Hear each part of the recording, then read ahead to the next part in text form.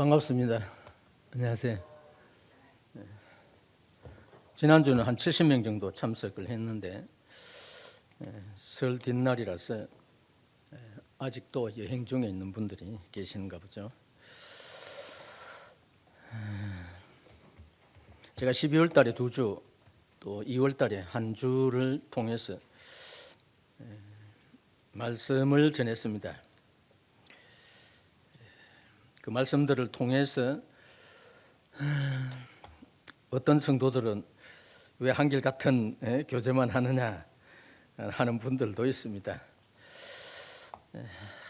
그래서 제가 성도들의 말에 귀를 잘 기울이기 때문에 한 주간 말씀을 준비하면서 고심을 좀 했습니다. 오늘은 현재까지 전했던 그 교회를 벗어나서 제가 평소 가지고 있었던 믿음의 신념 속에 오늘 말씀 전하는 이 내용이 꼭 필요하지 않겠느냐 하는 생각을 가지게 되었습니다. 야고보서 4장입니다.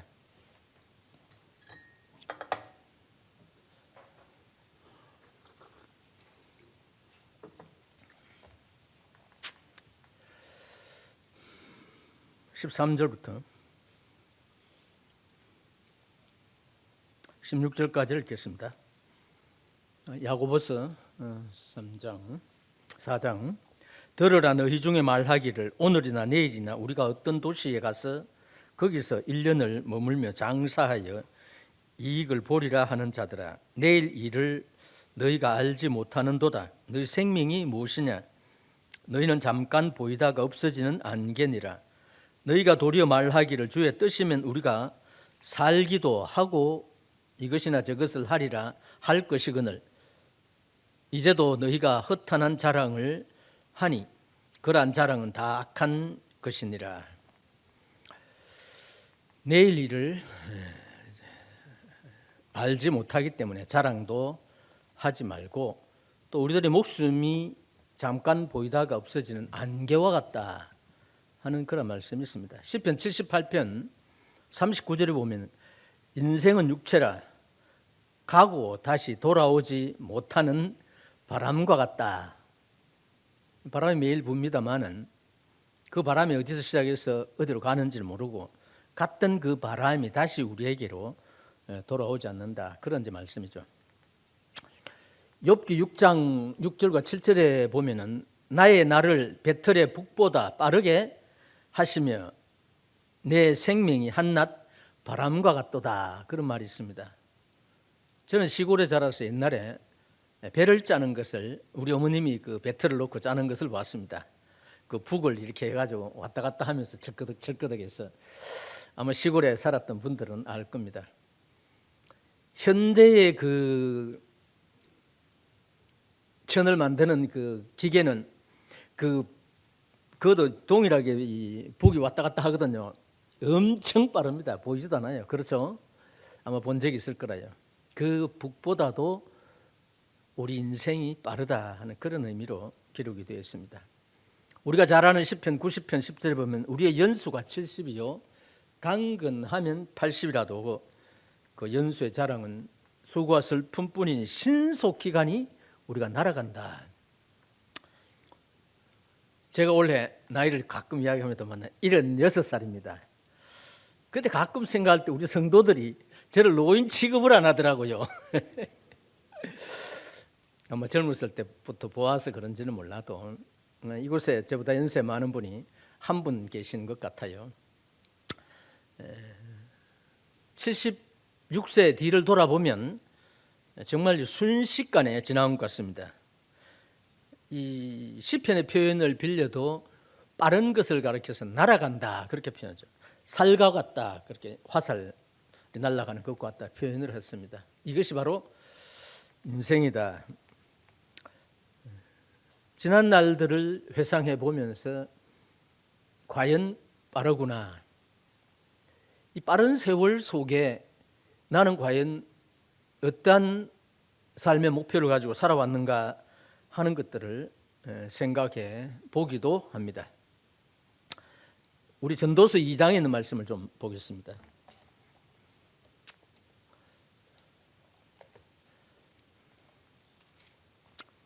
1절에서 10절까지 조금 길지만은 한번 읽어보겠습니다. 전도서 2장 1절.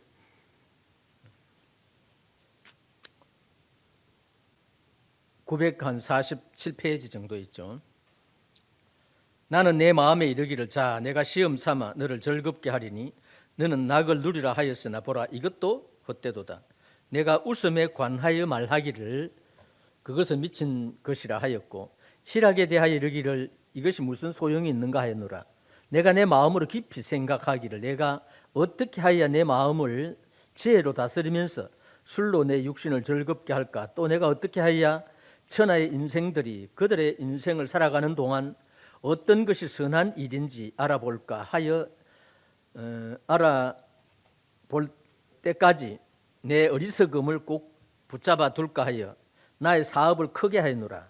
내가 나를 위하여 집들을 짓고 포도원을 일구며 여러 동산과 과원을 만들고 그 가운데 각종 과목을 심으며 나를 위하여 수목을 기르는 살림의 물을 주기 위하여 못을 팠으며 남녀노비를 사기도 하였고 나를 위하여 집에서 종들을 낳기도 하였으며 나보다 먼저 예루살렘에 있던 모든 자보다도 내가 소와 양떼의 소를 더 많이 가졌으며 은금과 왕들이 소유한 보배와 여러 지방의 보배를 나를 위하여 쌓고 또 노래하는 남녀들과 인생들이 기뻐하는 처첩들을 많이 두었노라.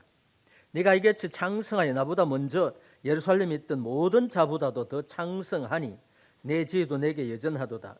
무엇이든지 내 눈이 원하는 것을 내가 금하지 아니하며 무엇이든지 내 마음이 즐거워하는 것을 내가 막지 아니하였으니 이는 나의 모든 수고를 내 마음이 기뻐하였음이니라. 이것이 나의 모든 수고로 말미암아 얻은 몫이로다.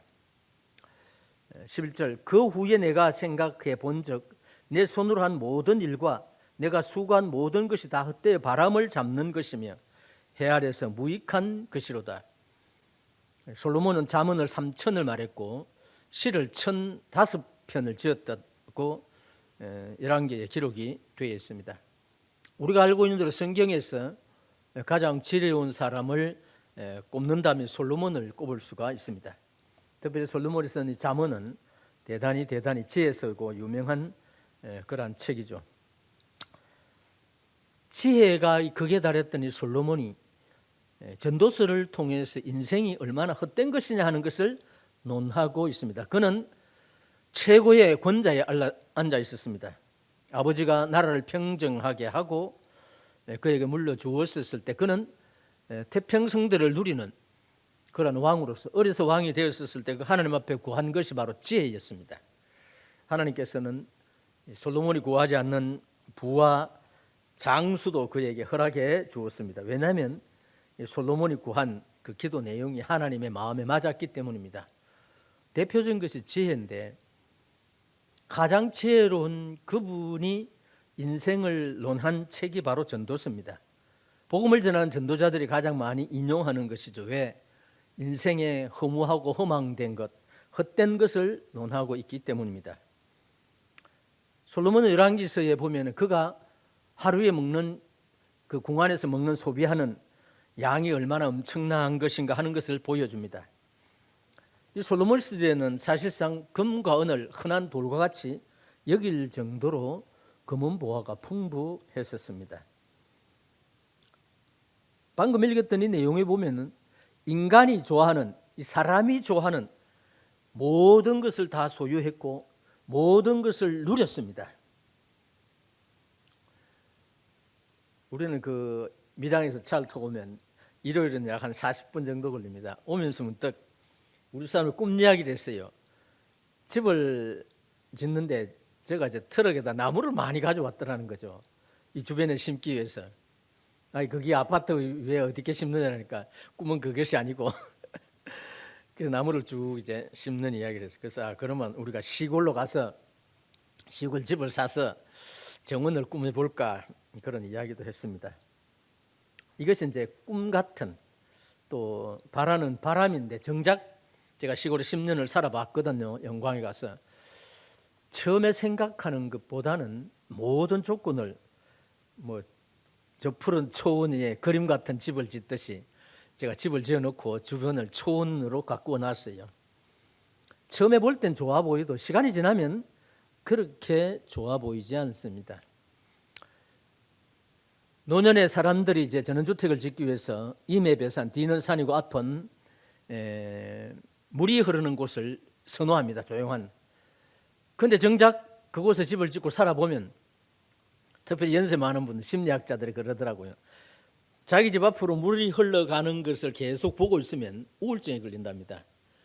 이 심리적으로 이제 증명이 된 거예요. 처음에 보기는 좋은데 시간이 지나면 나도 저렇게 물과 같이 흘러가는구나 허무해진다는 거죠. 그래서 참 이래도 저래도 살만한 곳이 못 됩니다. 이것이 바로 인생이다 하는 것입니다. 솔로몬이 지금 전도서 2장에 나오는 것은 그가 가질 수 있는 모든 것을 가졌어요. 후궁이 700이요 첩이 300명입니다. 열왕기상에 보면 나옵니다.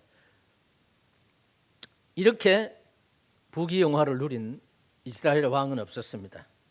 그런데도 불구하고 그는 그것이 헛되다고 하는, 솔로몬이 처와 첩들을 너무 많이 얻다 보니까 오만 잡동산이 신들을 섬기는 처들을 많이 둠으로 노년에 그 처들이 섬기는 모든 신들을 그도 경배함으로 냈어요.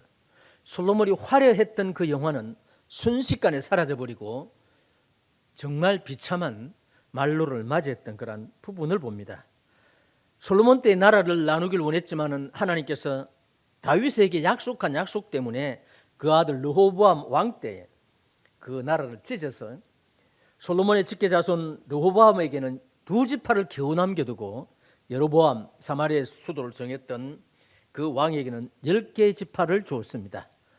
그래서 그 민족이 동족 상잔의 그 아픈 기억을 계속해서 열왕기서에서 우리가 읽어볼 수가 있습니다. 그래서 솔로몬이 하나님 앞에 말년을 하나님을 전심하여 섬기지 못했기 때문입니다.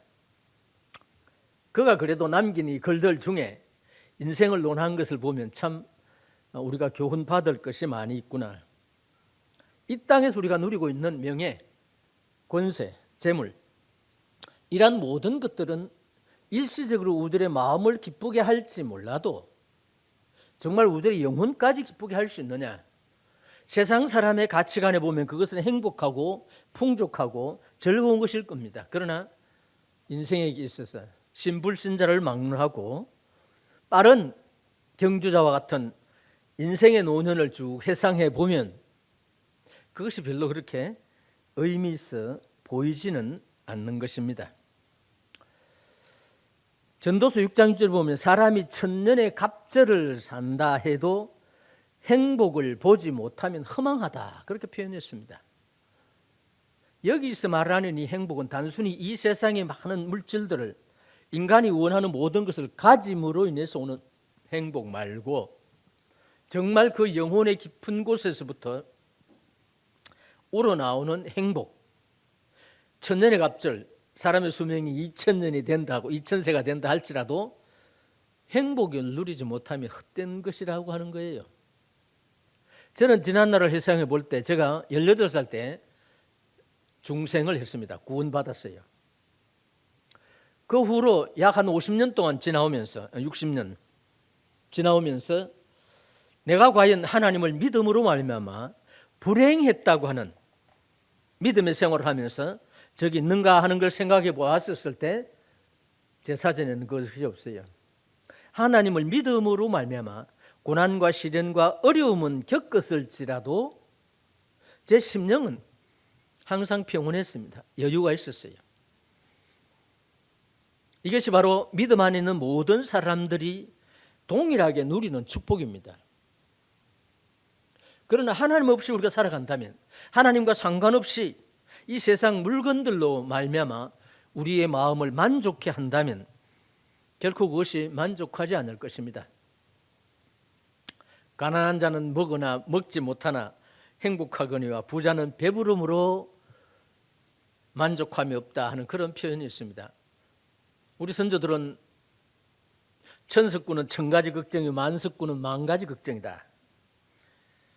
돈을 많이 가지고 재물이 많다고 해서 행복한 것은 아니다. 그래서 성경은 참 우리로 하여금 귀감이 되는 많은 말씀들이 있죠.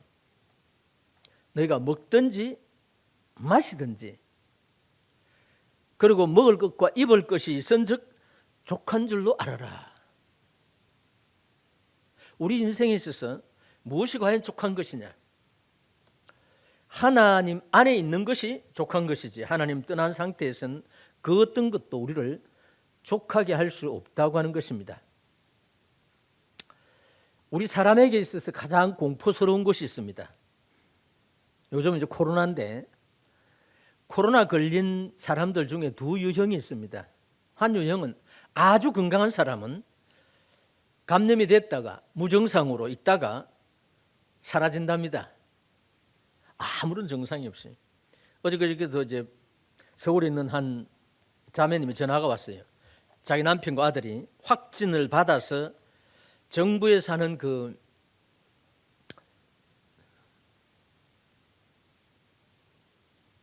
여관 같은데 이제 수용을 해가지고 약 한 2주간 있었는데 확진을 받았는데 열도 안 나고 기침도 안 나고 아무 증상이 없더라는 거예요. 그러니까 정부에서 그냥 분리만 해놓고 특별하게 치료하는 게 아무것도 없더랍니다. 그리고 떠날 때쯤 돼서 이제 괜찮으니까 음성으로 나왔으니까 집에 돌아가라고 한다고. 그리고 그 후 지금까지 어떠냐 물으니까 자기 남편은 약간의 그 폐렴 증상이 있고 아들과 자기는 아무런 증상이 없다고 하는 이야기를 하더라고요. 물론 이제 코로나가 위험한 것은 전염성이 강한 것이고 또 여러 가지 기저질환, 다른 질병이 있는 사람들, 또 연세 많은 분들이 걸리게 되면 치명적인 것이 되는 것은 사실입니다. 그럼에도 불구하고 1년 동안 코로나로 인해서 죽은 사람이 그렇게 많지는 않습니다. 독감으로 죽는 사람보다 옛날에 더 훨씬 적습니다. 그러나 문제는 내가 무증상으로 계속 끝날 것이냐 아니면 병원에 입원해서 어떤 분은 40일 동안 중환자실에서 치료를 했던 사람들도 있습니다. 어떤 한 젊은이가 병원에 입원해 나와가지고 하는 말이 마치 지옥에 갔다 온 것 같다. 너무 고통스러워가지고 그런 표현을 하더라고요. 여하튼 이러한 질병들 또 우리들은 여러 가지 각종 암에 대한 위험에 노출이 되어 있습니다. 그리고 대형 사고라든지 교통사고 그리고 나이가 많아지면 치매 우리나라의 치매 발병률이 의외로 많습니다. 그리고 모든 난치병들을 우리가 가지고 있습니다. 그러면 이와 같은 이 전염병, 암, 교통사고, 치매, 각종 질병 이걸 왜 두려워합니까? 그것이 결국은 죽음으로 우리를 이끌어 가기 때문입니다. 그런 병들이 걸려서 죽지 않는다면 두려워하지 않을 것입니다. 그러나 그래서 우리를 죽음으로 몰아가기 때문에 우리는 그것을 두려워하는 것입니다. 그래서 죽음 앞에서는 신불신자를 막론하고 초연하지는 않습니다. 그리고 죽음은 사랑하는 사람과의 이별이 되고 또 내가 소유한 모든 재물, 명예, 권세 이 모든 것과도 작별을 고하게 되는 것입니다. 그래서 죽음이 두려운 겁니다. 그리고 이 세상 사람들은 죽음 전후에 죽음 이후에 사후의 세계에 무엇이 나를 기다리는지를 모르기 때문에 더 두려워하는 것입니다. 연세 많은 그리스도인들이 자연적으로 노환이 되어서 이제 돌아가시는 분들이 있는데 크게 두 유형이 있습니다. 그리스도인 중에 한 분 유형은 연세 많은데도 안 죽으려고 온갖 약을 다 쓰는 사람들이 있습니다. 그리고 또 한 유형은 아주 차분하게 아무도 이야기해 주지 않았는데 죽음을 준비하는 그리스도인이 있습니다. 저는 그분들의 이야기를 직접 들어보았습니다. 그러면 이것이 무슨 차이가 있겠는가? 우리 모두는 사실상 죽음에 대한 준비를 할 필요가 있어요. 저는 영광에 한 10년 있었는데 성도 100명 중에 60세 이상이 80분이 됩니다.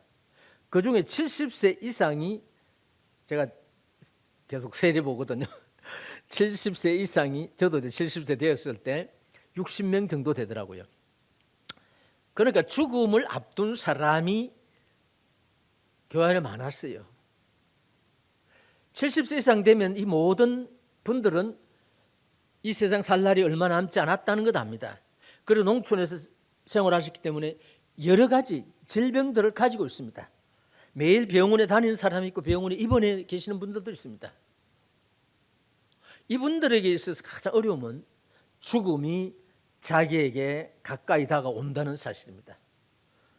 그래서 저는 자주는 아니지만 1년에 한 번 정도 죽음을 준비합시다. 이 꼭 필요합니다. 우리는 죽음을 어떻게 예비할 것입니까?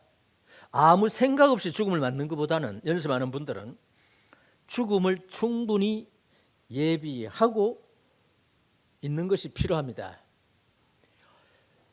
호스피스라고 하는 특별한 직업이 있죠. 죽어가는 사람들을 돕는 분이 있죠. 그분들은 그분들과 대화를 나누면서 죽음이 그렇게 두렵지 않다고 하는 것으로부터 시작해서 죽음을 차분하게 맞이하라고 하는, 이게 신불신자를 떠나서 그런 도움을 주는 직업입니다. 우리 모두는 그와 같은 직업인이 되어야 하는 것입니다. 그리고 나 자신이 죽음 앞에 임했을 때에 어떤 자세를 취해야 될 것이냐 하는 것들을 생각해 보는 것도 필요합니다. 때때로 우리가 자녀들이 이제 아직까지 출가하지 않는 그 부모들은 내가 죽으면 안 되는데 왜 자녀를 출가시키고 나서 죽어야 되는데, 그게 생각대로 됩니까? 안 됩니다. 죽음은 예고 없이 오는 것입니다. 그리고 죽는 사람이 이것저것 다 염려하고 근심된다고 해서 안 죽을 것 같으면 얼마나 좋겠어요. 다 그 소용없는 생각입니다. 그런데도 우리들은 그런 여러 가지 생각들을 가지게 됩니다. 이것이 우리들이 지니고 있는 한계일 수도 있습니다. 그런데 우리 믿음의 선진들은 과연 죽음에 임했을 때 어땠는가 하는 것을 생각해 보았습니다. 구약에 아브라함, 이삭, 야곱, 요셉, 또 모세, 이런 분들이 죽음에 직면해 있었을 때에 그들이 남긴 몇 마디 말들이 있습니다. 특별히 야곱은 내가 내 조상에게로 돌아간다. 죽음에 직면했을 때 야곱 마치 자기 고향으로 그냥 돌아가는, 여행하는 같은 기분으로 죽음을 맞이하고 있습니다. 요셉은 자기의 유고를 너희들이 애굽에서 출애굽할 때 가지고 내 고향 조상의 묘실에 안장해 달라고 부탁을 하면서 죽음을 차분하게 맞이하는 그런 것이 나옵니다. 열왕기상 2장 1절에서 2절에 보면 다윗이 죽음을 앞두고 그는 이렇게 말합니다. 내가 이제 세상 사람들이 가는 길로 가게 되었다. 아주 차분하게 고향으로 돌아가는 것 같은 그와 같은 말을 자기 아들에게 남기고 있는 이러한 모습을 보게 되었습니다. 구약의 이스라엘 백성들은 사후의 세계가 죽음 바로 하늘나라 간다는 그런 믿음보다는 자기 열조들이 묻혀있는 그 무덤에 묻히면 지하의 세계에서 조상들과 만나서 함께 대기한다고 하는 그러한 믿음을 가지고 있었습니다.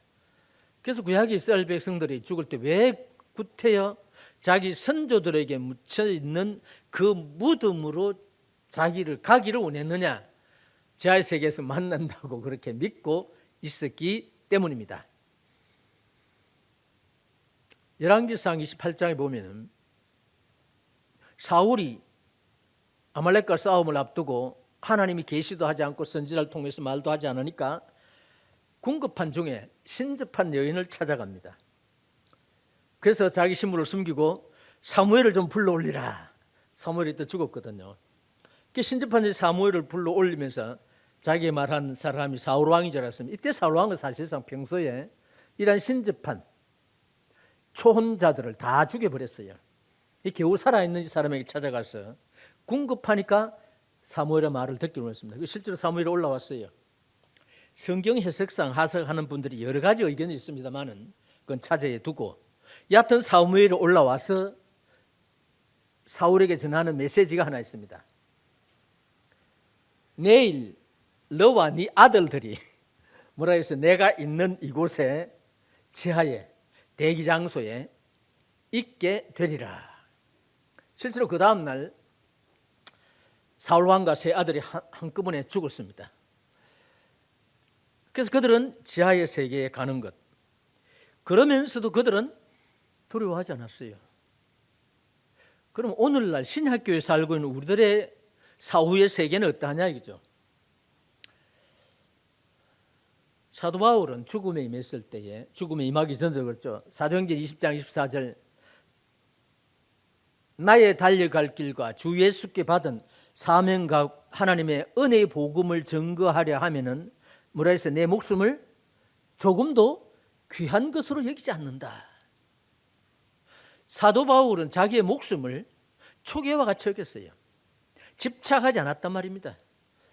주의 복음을 위한다면 디모데후서 4장 6절과 7절에 보면은 관제와 같이 내가 부음이 되고 나의 떠날 기약이 이르렀으니 나의 선한 싸움을 싸우고 나의 달려갈 길을 마쳤으니 이제 나를 위하여 의의 면류관이 예비되어 있다. 정말 이 죽음 그 너머에 자기를 기다리고 있는 그 영광스러움에 대해서 아주 기뻐하면서 죽음을 맞이하는 그와 같은 자세를 우리에게 보여주고 있습니다. 사도 바울은 그 디모데 후서 4장에서 자기뿐만 아니라 주의 재림을 기다리는 모든 이들에게도 의의 면류관이 뭐라 했어요? 예비되어 있다. 특별히 뭐 큰 일을 하지 않더라도 뭐 희생하지 않더라도 주님의 재림을 사모하기만 해도 의의 면류관을 우리에게 주리라. 바울의 희망 사항이었습니다. 또 그것은 자기는 그러한 신념을 가지고 있었습니다. 고린도후서 5장 1절에서 쭉 보게 되면 자기가 주님을 만나게 될 때는 죽어서 만나기보다는 살아생전에 주님이 재림을 하시게 되면 하늘로 오는 처소로 덧입기를 원했다. 그렇게 표현을 했어요. 그러면서도 1절에서 쭉 나가보면 그럼에도 차라리 몸을 떠나서 주와 함께 있을 이것이 더 좋다. 그렇게 표현합니다. 그는 이 세상을 떠나는 것에 대해서 아주 초연했어요. 고린도후서를 기록할 때에 사도 바울은 옥에 갇혀 있는 것이 아닙니다. 활발하게 복음 활동을 하고 있었습니다. 그럼에도 그 마음 속에는 주님의 재림을 기다렸을 뿐만 아니라 몸을 떠나서 주와 함께 있을 이것이 자기에게는 더 좋다고 하는 표현을 쓰고 있습니다. 이것이 대체적으로 우리 믿음의 선진들이 가지고 있었던 죽음에 대한 준비, 죽음에 대한 입장입니다. 고향을 가는 것과 같은 거예요. 우리 본향을 가는 것과 같은 거예요. 구약에도 그렇고 우리에도 마찬가지죠. 빌립보서 1장 19절에서 20절까지를 한번 보시겠습니다. 찾아보시겠습니다.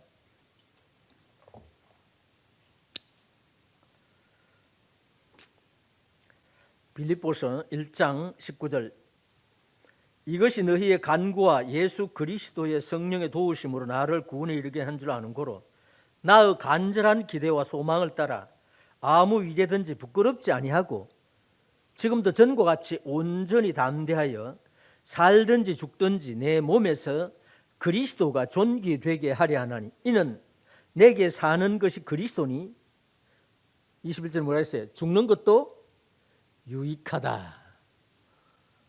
죽음을 앞두고 이렇게 쉽게 말할 수 있는 것이 바로 우리 믿음의 성도들입니다. 오늘 소망이 있기 때문입니다. 우리들은 죽음에 대한 준비가 다 있기 때문이라요. 오히려 그는 죽음을 사모했어요. 물론 우리가 사나 죽으나 주의 것이라도 표현했습니다. 사도 바울은 간절한 기대와 소망이 뭐냐? 주님과 함께 있는 그것이라 그랬어요. 빌립보는 사도 바울이 옥에 갇혀서 아주 혹독한 고난과 고문 속에 있었을 것입니다. 암울한 가운데, 마치 지하 간방과 같은 곳에, 햇빛이 들어오지 않는 곳에, 그런 곳에 있으면서 아마 이 서신을 쓰지 않았나. 그런 가운데 그는 죽는 것이 유익하다. 그러면서 한편 성도를 생각할 때 이러한 내 욕망이 있지만은 그래도 살아있는 것이 성도들에게 유익한다면, 그 사도 바울은 사나 죽으나 주를 기쁘시게 할 뿐만 아니라 성도를 기쁘게 하는 데 그의 삶의 목표를 세웠다고 하는 것입니다. 이것은 죽음 전음에 우리를 공포스럽게 하는 것이 기다리고 있는 것이 아니라 즐거움이 기다리고 있다는 것입니다. 요한복음 11장 25절과 26절을 보시겠습니다. 요한복음 11장 하면 주님이 나사로를 죽은 지 4일 만에 부활시키는 그 광경이 기록되어 있는 장이죠. 25절, 예수께서 이르시되 나는 부활이요 생명이니 나를 죽는 자는 죽어도 살겠고 무릇 살아서 나를 믿는 자는 영원히 죽지 아니하리라. 이것을 네가 믿느냐 말다가 믿는다고 고백을 합니다마는, 우리 그리스도인들에게 있어서 최고의 메시지입니다. 나는 부활이요 생명이니 나를 믿는 자는 죽어도 살겠고 무릇 살아서 나를 믿는 자는 영원히 죽지 아니하리라. 죽음은 우리에게서 지나갔다는 것입니다. 주님이 2000년 십자가에 죽으실 때에 모든 인류를 대신해서 함께 죽으셨습니다. 그리고 묻히셨습니다. 3일 만에 부활하셨어요. 그러므로 주님은 죽음을 정복한 분입니다. 주님이 죽음을 맛보셨고 주님이 묻히셨고 주님이 부활하셔서 지금은 성천에서 하나님 보좌 우편에 계십니다. 에베소서에는 우리들 예수 그리스도와 함께 하늘에 안침받았다 그렇게 표현하고 있어요. 영적으로 우리는 이미 하늘에 앉아 있는 신분이라는 겁니다.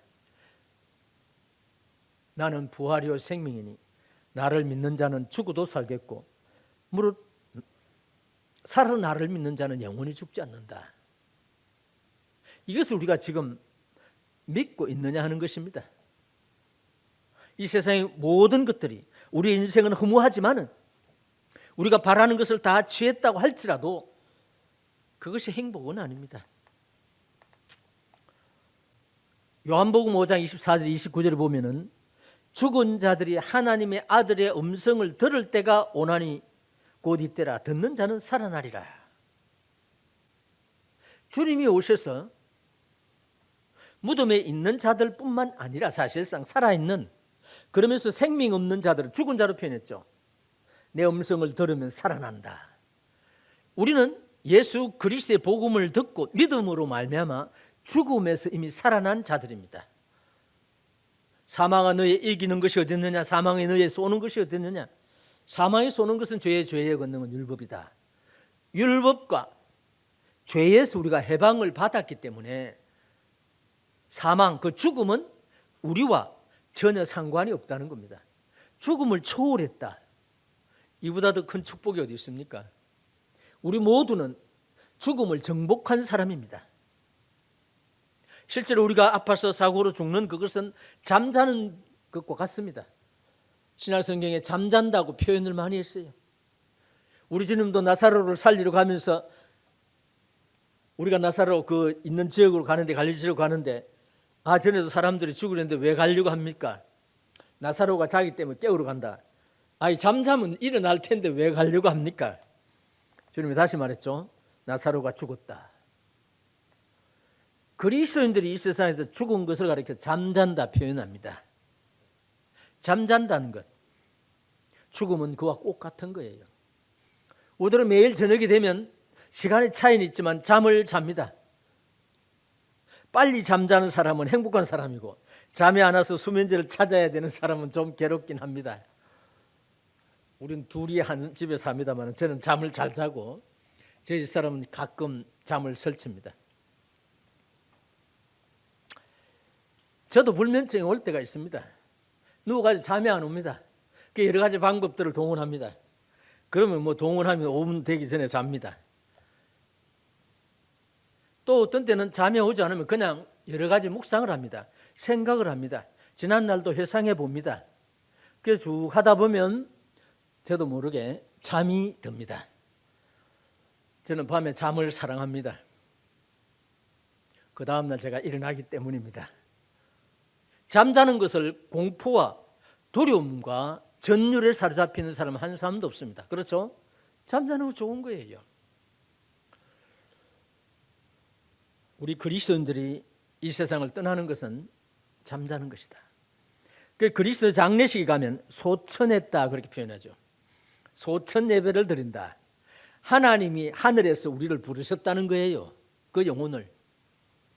만약에 우리의 내세가 없다면, 주님이 우리를 하늘나라에서 기다리지 않는다면 죽음은 절망입니다. 이것은 가장 비극적인 겁니다.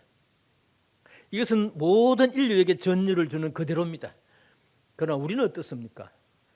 주님이 그곳에 우리를 기다리고 계시는 거예요. 이것이 우리 그리스도인들에게 최고의 소망입니다. 그 소망이 우리에게 있다면 우리들은 죽음을 두려워할 필요가 없고 이 세상의 그 어떤 것으로 인해서 우리 마음이 아웅다웅할 필요도 없어요. 우리 모든 것을 초월한 자입니다. 연세 많은 분들, 아픈 분들, 또 이 방송을 듣고 계시는 분들, 물론 우리가 병들지 않으면 좋죠. 또 어떤 병이 걸렸든지 빨리 회복되기를 다 바랍니다. 저도 마찬가지예요. 그러나 그럼에도 불구하고 계속해서 죽어갑니다. 연세 많은 사람, 태어날 때는 차례로 태어나는데 하늘나라 가는 건 순서대로 안 가니까 어렵긴 한데 어떤 경우든지 간에 오늘은 몇 년 전에 25살 된 한 형제가 대학원 다니다가 소천했습니다. 그 장례를 집전하면서 모든 성도들이 울었습니다마는 시간이 지나면서 그런 난치병을 가지고 있었습니다. 그렇다면 정도의 차이가 있을 뿐이지 하늘나라 가는 것은 마찬가지다. 오래 살면 좋으냐? 뭐 꼭 그런 것은 아니에요.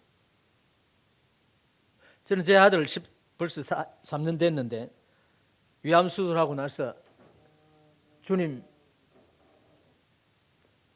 제가 모든 것을 다 내려놓았는데 아들은 제가 못 내려놓은 것 같습니다. 뭐 내려놓을 수도 없지만은. 그래 그 후로 이제 주님이 목숨을 연장해 주면 연장해 주는 것으로 감사하고 또 주님이 데려가시면 데려가시는 것으로 제가 마음에 받아들이겠습니다. 죽길 바라는 것이 아니고 그래서 어떤 경우든지 대처할 수 있는 믿음을 하나님은 제게 주셨습니다. 우리 각 개인도 마찬가지입니다. 나는 부활이요 생명이니 나를 믿는 자는 죽어도 살겠고 무릇 살아서 나를 믿는 자는 영원히 죽지 않습니다. 이것을 믿고 생활하시기를 바랍니다. 기도하시겠습니다. 하나님 아버지, 우리에게 주신 이 놀라운 소망에 대해서 감사를 드립니다.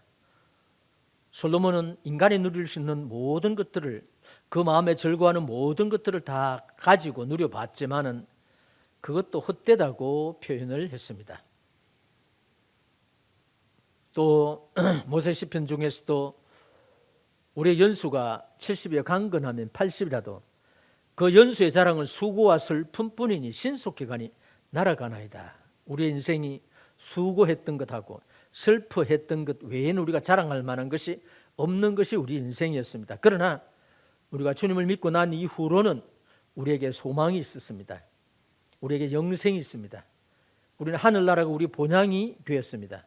하나님을 우리의 아버지로 섬기고 있습니다. 이와 같은 이 놀라운 특권이 우리에게 주어져 있음에 대해서 감사를 드립니다. 죽음에 매여 종노릇하는 자들을 놓아주기 위해서 주님이 죽음을 맛보셨다면 이제는 우리가 주님 우리 인해서 기뻐하고 즐거워하는 삶을 살아갈 수 있도록 도우시옵소서. 모든 말씀 예수님의 이름으로 기도했사옵나이다. 아멘.